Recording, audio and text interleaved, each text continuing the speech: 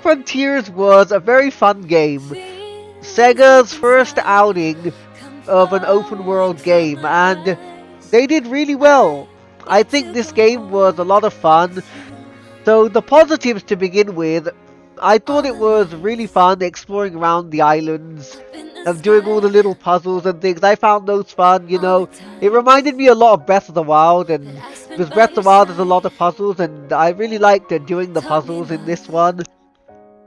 And it was navigating the islands at some points, like when Sonic couldn't climb a certain cliff or whatever. It was a little bit annoying, but there's always a way.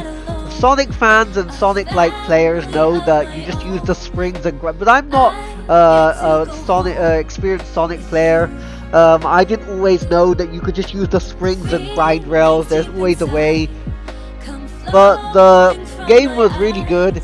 The story was pretty good as well. I really like. We've just finished the DLC, or not the DLC, the update called The Final Horizon, and I thought that it was really good. I thought the story was really good. I really liked how it concluded as well. The whole thing they had with the Ancients. It's definitely a step up from previous Sonic games stories.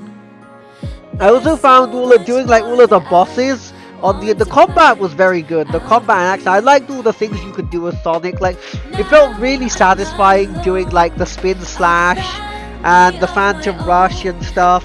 It felt really fun doing that. And the bosses were quite challenging. I like doing the bosses. You get to go supersonic for the whole boss. It would have been nice if there was more to supersonic than just being in the boss fights, and you could use it in maybe the open world or whatnot. That would have been nice. Maybe you could have done some creative things with that. But overall, I think it's a really good game. Will they follow this formula in the next game? And should they?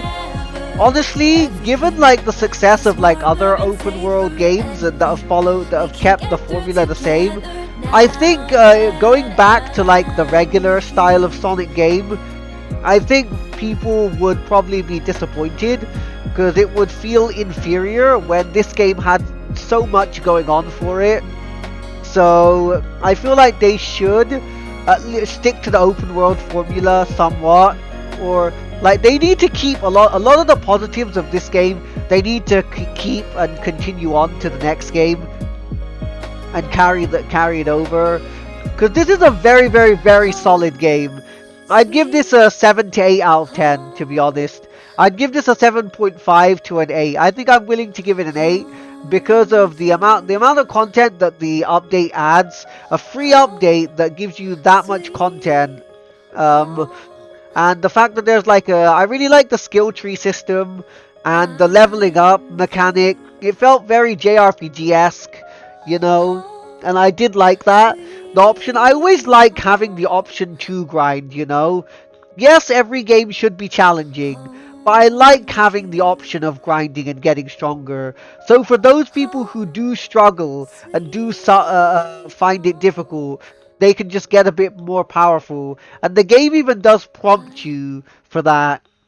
Like this game, I feel I like it when games are made for both new players and veterans. There's options for both. Like, if veterans want, they can just play the game completely raw and be basically super hard difficulty. And for people who are newbies or inexperienced to the game, they'll get an opportunity to have a bit of an easier time and a more enjoyable experience playing the game. Because at the end of the day, that's what it is. It's down to enjoyability. So yeah, that's Sonic Frontiers. Round of applause for that